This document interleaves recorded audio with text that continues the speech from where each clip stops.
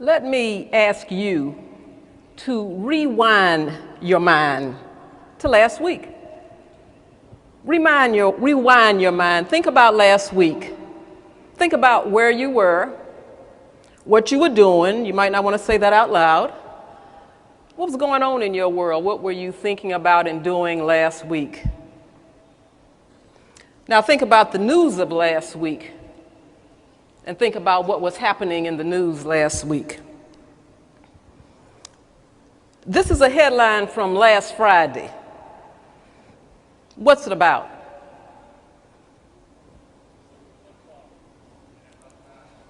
Football NFL draft.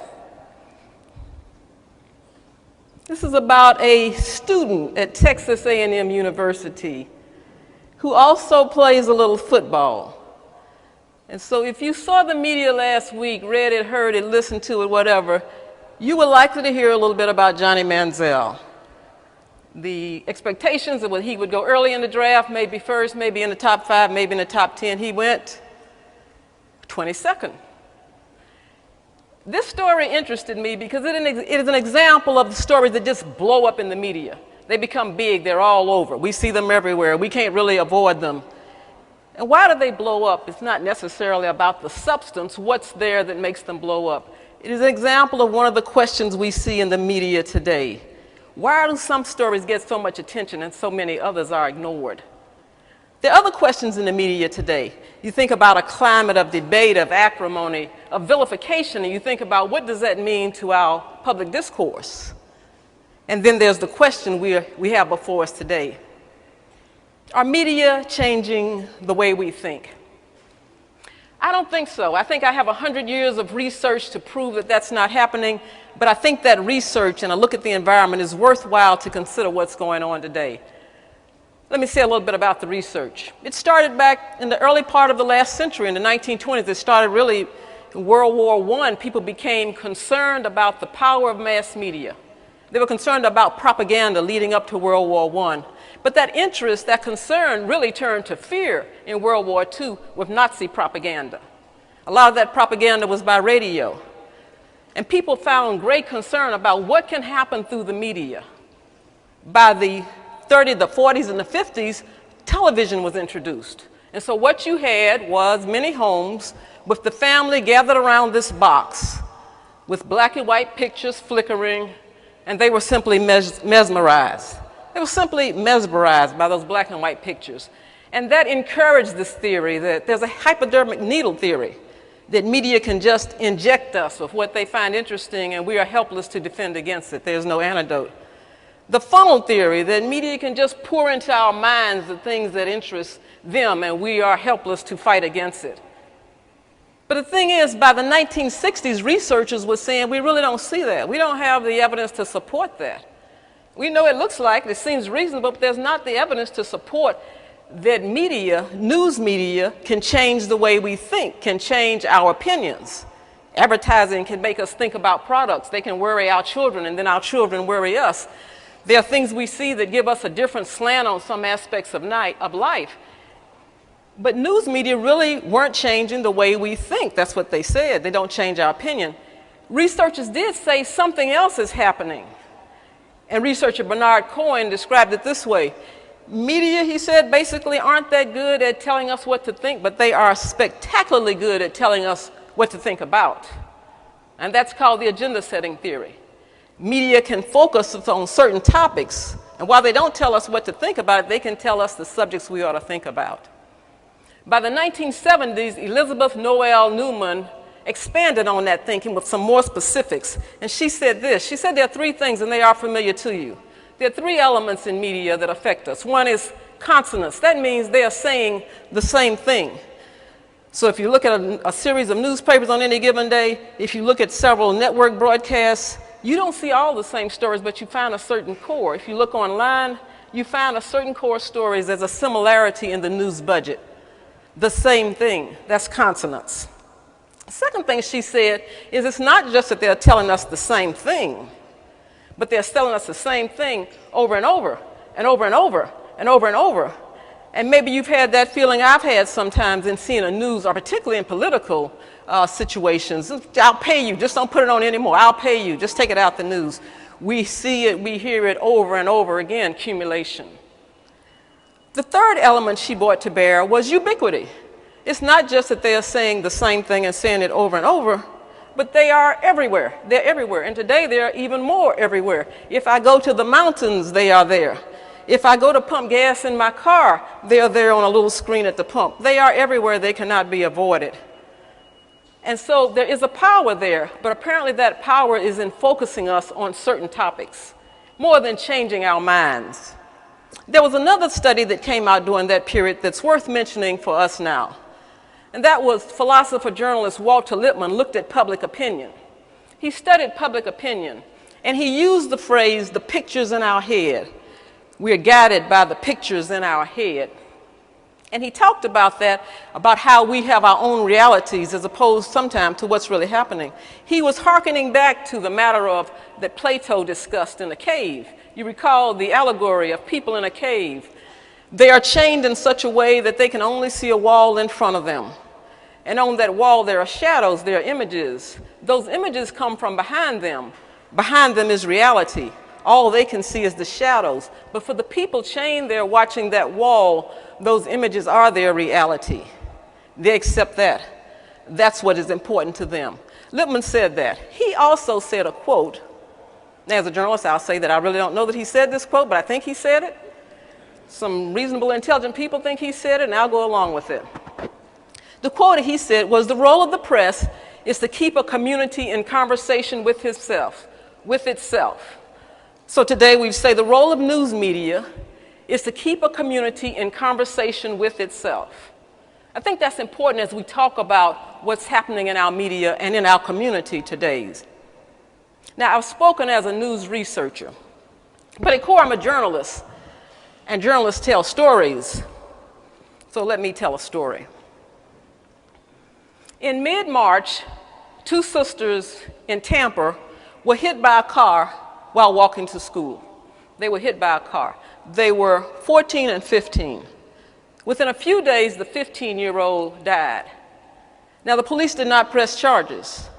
They said the girls were crossing in the middle of a block, and it's reasonable the driver couldn't see them, and so no charges were pressed. Those sisters weren't the first ones from that school who were hit by a car in that area. Others had been.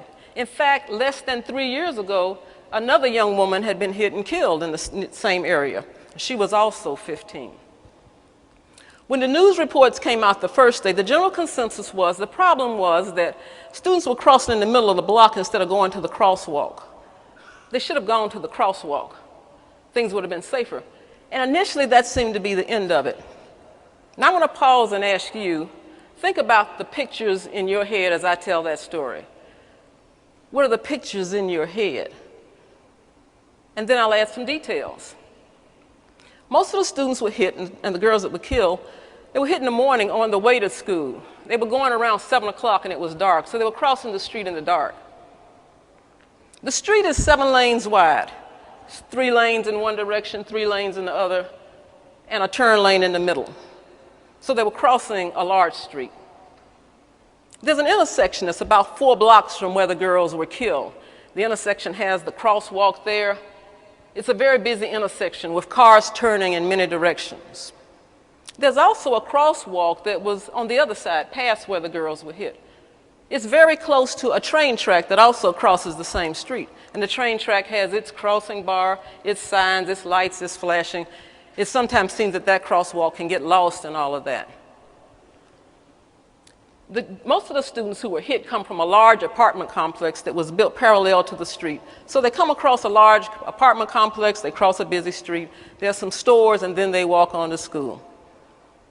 That's some general facts. That story interested me because I recall a few years ago, I go down that street maybe once or twice a week, and I remember years ago I saw the apartments being built, and one day I passed and I realized just how big they were, and my first reaction was, wow, they're going to need an overpass, some kind of walkover for people here. That story also interests me because it is what I think of as sort of a community challenge story, and here's what I mean. You know, we don't have trouble with the NFL stories, flash pan, they're gone. We don't have trouble with breaking news stories because they tell about a plane crash or something and then there's follow-up, and in fact we're called on to do nothing, we're passive. We don't have that much trouble with political stories. We need to know what the council's doing, who's voting on what, what's being proposed. We don't have much of a problem. But in all of our communities, there are some community issues, there are some community challenges, and they fall between the cracks of clear agencies. If a light needs to be changed, we know who's supposed to do that. But a story like this calls on the students, the parents, the schools, maybe some officials with the streets, and those exist in your community. They might be about housing or education. They're difficult stories. We don't like to think about them. We want to turn away. We don't want to be involved. Because one thing, they seem like these are big problems that can't be solved. It sounds like that four-letter word, W-O-R-K. Not my job. I don't want to be in that. There's some other problems with community challenge stories.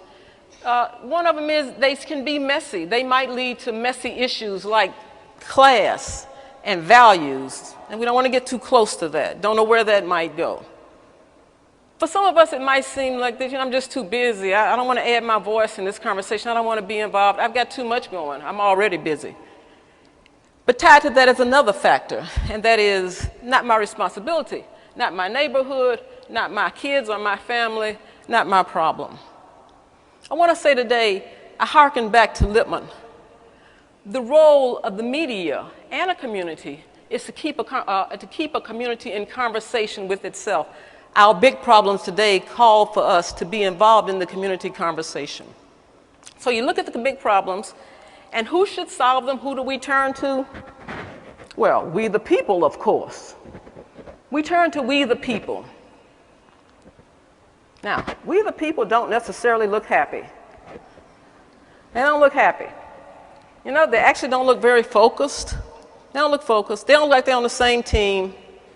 This is us, we the people. They are headed in the same direction, but you see a lot of them look like they're looking for an exit ramp. How do I get out of this? We the people are called on to solve problems. We the people. And you might say, I thought you just said the media had the role of doing all of this. Where's the media in all of this? Well, the media are changing. The media are changing. They're not changing what we think, but they are changing, and so are we. Consider some of the things that have happened just in the last decade. I started talking about the power, all-powerful media, a mass media that can reach many.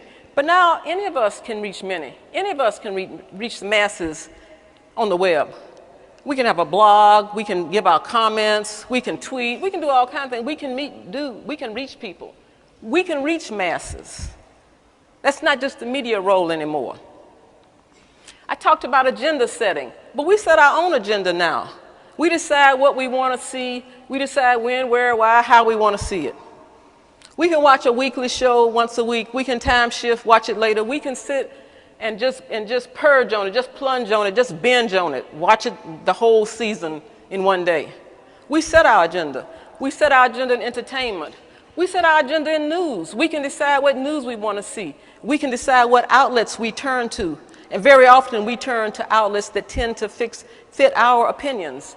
We turn to outlets that say the things that we agree with, which means we're missing the other side. In fact, we live in a world we can so much set our own agenda that we can find our own place. We can find our own gathering place. Just with the things that interest us, we can create our own cave.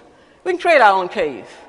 With things before us that we want to see, we can invite in the people who share our opinions. We can bring them together into our cave, our own tribe. We can watch just what we want to see on our wall. We can even post on our wall now. We can post on our wall. We can post photos on our wall. We can post selfies on our wall. We can live in a world of people just like us. Our media changing. They're changing. There are a couple other things about changes in the media. We have much more faith in the crowd. Remember that group I just showed you? We trust the wisdom of the crowd. We trust the wisdom of the crowd. We can turn to the crowd for reports about breaking news. Somebody's there with a cell phone. They can show us pictures. They can tweet messages. We don't have to wait for reporters. We trust anonymous people, the wisdom of the crowd. We turn to the crowd for advice about hotels and restaurants. But we also turn to the crowd sometimes about medical advice and advice on the news. And the thing is, we don't really know who we're talking to a lot of the time. We don't know, they're strangers. We don't know their credentials, their qualifications. We don't know their agenda. We don't know their mindset. But we turn to the crowd. And the last thing I'll say that's sort of different now is that a lot of the media have been reduced. And so it turned to us more and more. It turns to us more and more to know what's going on. I want to suggest three or four things that we need to do today to encourage a conversation. We need to embrace credible media, and they still are there. We need to make sure we know enough. We need to make sure we know what's going on in our communities, that we know enough. The second thing is we need to listen to the other to get the rest of the story. I would know a lot less about that area of town where the girls were hit if I hadn't been there. We need to talk to the other. That's the person who's not like us, the person we don't usually talk to, the person who's not in our normal crowd, but they are there, and we need to listen to them, not to try to change them, but so that we know enough. We get the rest of the story. There was a radio commentator who used to talk about the rest of the story. There's more to stories. We need to get it. We need to be willing to encourage the conversation, when often now we tend to shut down conversations. We need to encourage conversations to help build the community. I've told you two stories in this talk. Let me say them again in Florida terms. The first story, the NFL, is sort of like a Florida storm. That means that the day starts beautiful, it's sunny, it's calm, but heat rises as the day goes along. It just builds, clouds come. At some point, there's this huge event, and there's rain and thunder. It's just a huge event, and then it's over. The rain goes away, and the clouds brighten again, and back to normal. We can deal with those stories. The other story, the community challenge stories, are sort of like, I would say, a slow-motion sinkhole with people standing around saying, somebody ought to do something, somebody ought to do something. People standing around hoping this is as bad as it gets, maybe things will get better, maybe this is the end of it, but somebody needs to do something. I'm here to say we need to do something. We need to do what is needed in a democracy, and that is keep a conversation going in the community for the betterment of all involved. I encourage you to keep a community in conversation with itself. Thank you.